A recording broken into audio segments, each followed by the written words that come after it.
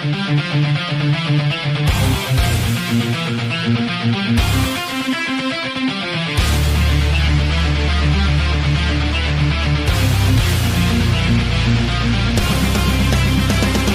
para bos-bosku dimanapun kalian berada, bagaimana kabarnya? Kembali lagi bersama gua Felis. Kali ini kita bakal membahas filmnya Abang Donnie Yen lagi, dimana film yang berjudul Tiger King 2 ini akan menceritakan seorang mantan anggota polisi, pengacara, dan seorang gangster yang bekerja sama melawan seorang mafia kaya yang cukup berpengaruh di wilayah Hong Kong.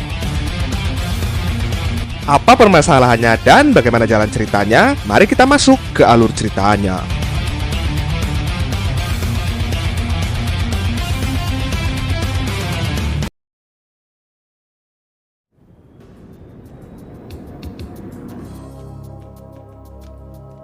Alkisah diawali dengan memperlihatkan 4 orang pasangan kekasih yang semuanya adalah seorang pengacara, di mana masing-masing dari mereka diketahui bernama Tuan Chow, Patty, Mandy, dan juga Philip. Mereka tengah membicarakan perihal Philip yang diajak untuk bergabung di perusahaan Tuan Chow karena mengingat Philip memiliki strategi yang bagus dalam menangani permasalahan, dan jika Philip mau bergabung, Philip juga bisa lebih dekat dengan Mandy, pacarnya yang sejatinya adalah anak buah Tuan Chow. Philip 不如過嚟我哋律師樓幫手下數啊。 Akan tetapi, Philip tak mengiyakan tawaran tersebut dan memilih pamit bersama pacarnya, di mana tak lama berselang, datang 2 orang tamu Tuan Chow yang berasal dari Amerika, dan 2 orang tersebut adalah seorang gangster yang bernama David dan juga Ken. Diketahui tujuan mereka datang kemari adalah untuk meminta bantuan mengamankan uang haram yang mereka hasilkan di Amerika sana, di mana faktanya Tuan Chow ini memang biasa membantu orang melakukan pencucian uang, dan David meminta kepadanya agar lebih cepat mengurus ini semua supaya mereka berdua bisa langsung pulang ke negara Amerika. Kembali ke Mandy. Usai selesai berbincang dengan pacarnya, ia kedatangan klien sepasang suami istri yang hendak melakukan perceraian, di mana suaminya yang diketahui bernama Alung tersebut sebenarnya tidak menginginkan perceraian, namun karena istrinya terus-menerus meminta, Alung tak bisa berbuat apa-apa, dan Mandy siap mengurus berkas-berkas mereka berdua untuk dibawa ke persidangan nanti. Dikala itu, mereka bertiga yang hendak pergi bersenang-senang, tiba-tiba dihadang sekelompok orang yang langsung menembaki mereka, dan aksi baku tembak pun tak terhindarkan lagi.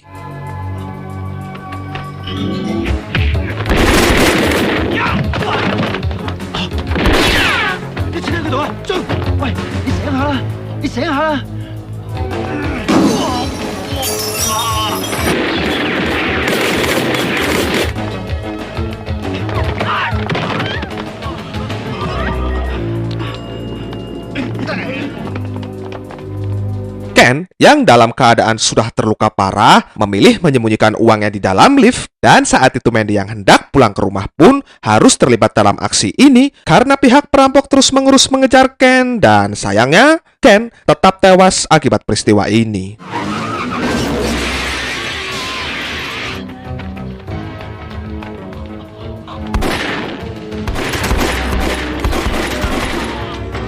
Kedatangan pihak polisi membuat para perampok kabur, di mana Alung yang merupakan mantan seorang polisi berhasil menumbangkan satu di antara banyaknya perampok, dan itu cukup membuat mantan rekannya di kepolisian mengapresiasikan dirinya.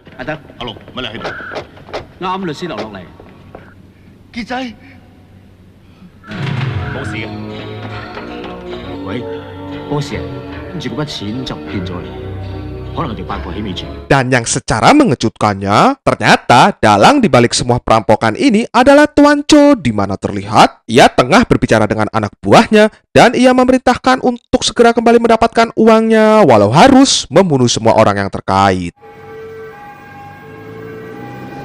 Pada saat dalam perjalanan, Mandy yang baru sadar dari pingsannya langsung menuduh Alung adalah bagian dari perampok, di mana Alung jelas tidak terima akan hal itu yang memaksa teman polisinya memukul untuk menenangkannya.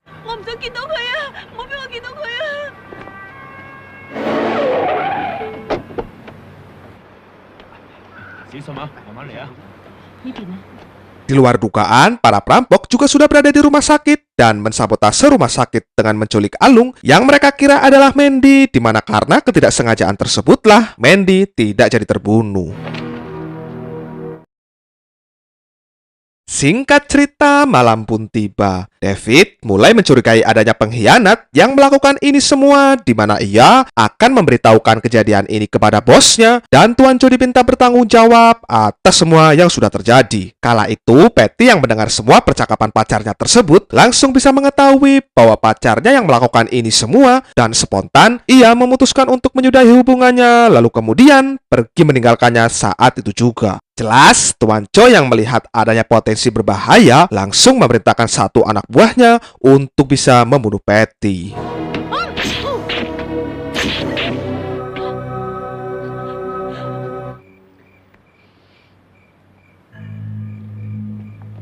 Selang beberapa saat, Mandy yang serumah dengan Patty baru saja sampai dengan Alung yang mengikutinya dari belakang, di mana tujuan Alung mengikutinya adalah untuk meminta pertanggungjawaban karena telah menuduhnya. Tetapi ketika tengah berdebat dan melihat Patty telah meninggal, disitulah mereka berdua menjadi tersangka pembunuhan. Karena tak lama berselang, polisi datang ke TKP.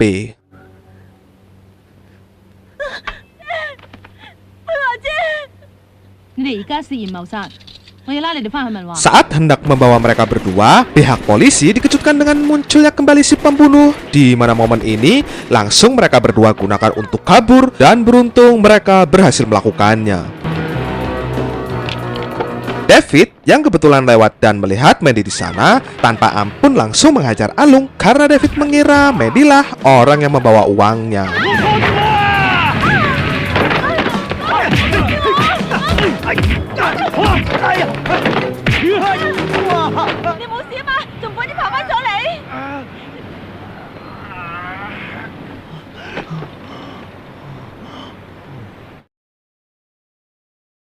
Sejak saat itu, mereka berdua ikut menjadi buronan polisi, di mana insting seorang Mandy mengarah pada sosok David, karena setelah Patty mati, Davidlah orang yang muncul mengejarnya, dan untuk memastikan kecurigaan tersebut, mereka berdua pun memutuskan untuk mencari David.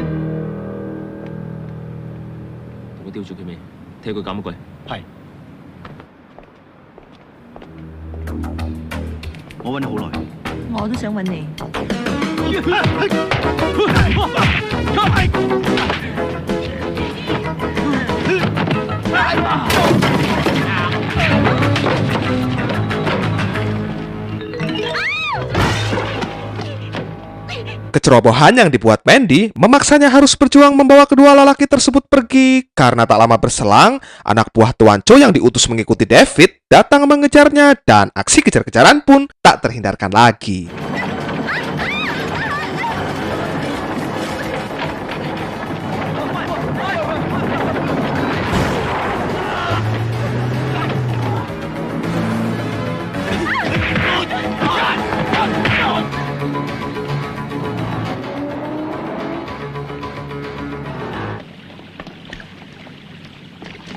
Sempat berhasil lolos dan sudah kembali menuduh satu sama lain, mereka dihadapkan kembali dengan munculnya anak buah Tuan Cho, di mana kali ini keadaan mendesak tersebut memaksa mereka harus bekerja sama, dan dari sinilah David menyadari bahwa mereka berdua bukanlah orang yang mencuri uangnya.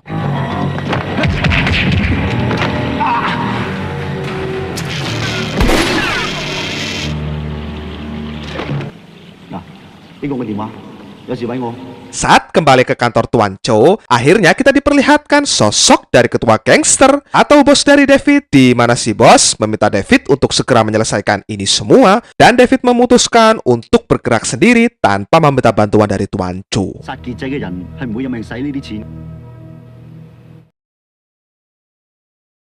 Singkat cerita, malam pun tiba. Ketika mereka sedang makan dan bersantai untuk menenangkan pikiran, tiba-tiba Mandy diganggu oleh segerombolan preman yang memaksa Alung untuk melawannya, di mana pada saat mereka melarikan diri, anak buah Tuan Cho kembali menyambut mereka, dan lagi-lagi Alung harus mengerahkan kemampuannya demi bisa menyelamatkan nyawa Mandy.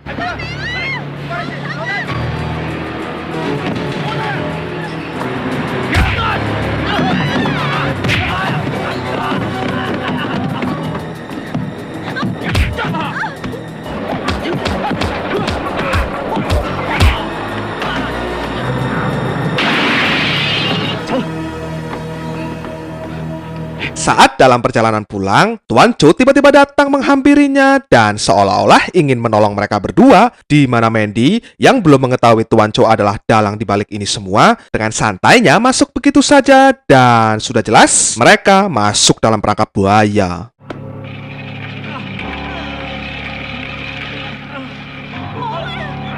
Di sini, Tuan Cho mendesak mereka berdua untuk mengembalikan uangnya dengan terus-menerus menyiksa Alung, di mana pada saat penyiksaan terus dilakukan, Tuan Cho kedatangan tamu dari Amerika, dan situasi tidak adanya Tuan Cho tersebut dimanfaatkan mereka berdua untuk bisa melarikan diri.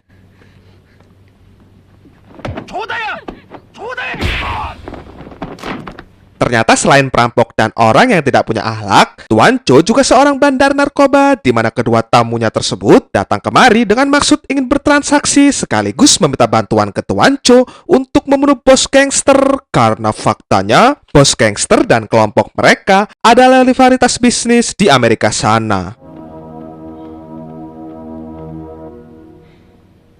Keesokan harinya, mereka berdua mencoba meminta bantuan kepada teman Alung yang tadi ada di scene awal, di mana temannya yang diketahui bernama Atak tersebut sempat kesal kepada Alung dan sempat tak ingin membantunya. Namun setelah Alung menjelaskan, walaupun sampai terjadi ketegangan, Atak pun akhirnya bersedia membantunya. Setelah semua yang terjadi, mereka bertiga akhirnya memutuskan untuk bekerja sama, di mana mereka mula-mula mengingat kejadian hilangnya uang tersebut dan Mandy meyakini bahwa uangnya masih berada di lift. Karena pada saat perampokan terjadi, Mandy melihat Ken keluar tanpa membawa uangnya, yang mana tanpa banyak berpikir panjang lagi, mereka bertiga pun bergegas menuju ke lokasi.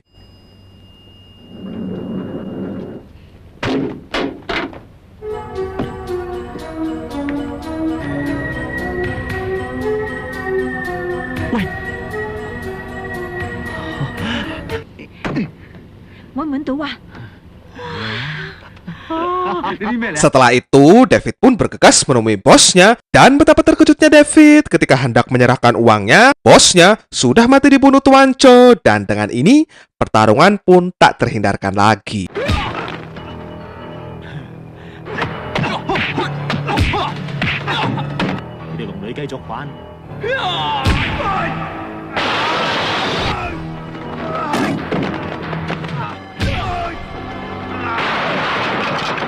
Di atas kertas, David yang hanya seorang diri jelas tak mampu menandingi perlawanannya, di mana beruntungnya tak lama muncul kedua temannya yang langsung menolongnya. Akan tetapi takdir tak berpihak pada David, karena meskipun masih sadar, David sudah dalam keadaan koma dan David dipastikan meninggal saat itu juga.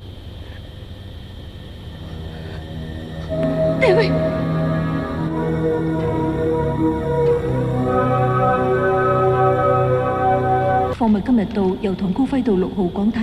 Kini tiba saatnya bagi Alung untuk meladeni perlawanan salah seorang teman Amerikanya Tuan Cho, dan dengan ini pertarungan pun dimulai.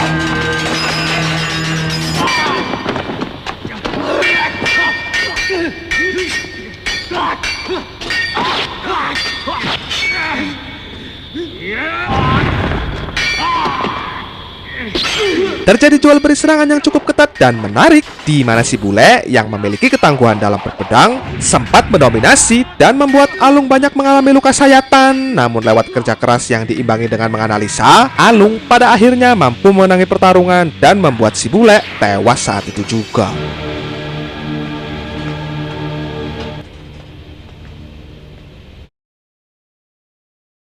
Melalui informasi yang didapat dari kertas semalam, Alung dan Mandy bergegas mendatangi tempat transaksi narkoba mereka, dan kali ini Alung dibantu rekannya sewaktu di kepolisian.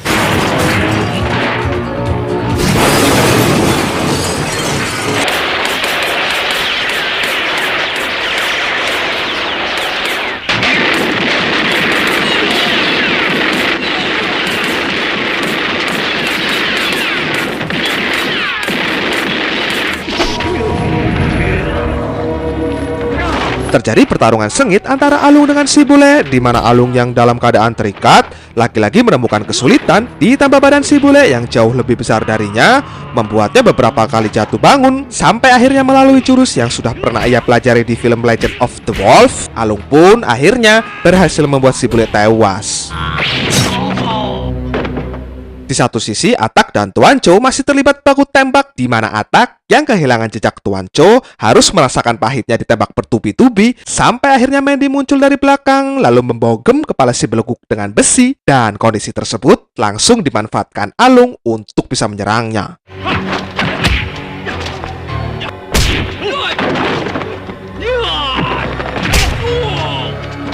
Singkatnya, lewat kerjasama kolaborasi 1-2 serangan, Tuan Chow pun berhasil dikalahkan. Tidak ada penjelasan nasib dari mereka semua, karena setelah Tuan Chow tewas, filmnya pun tamat.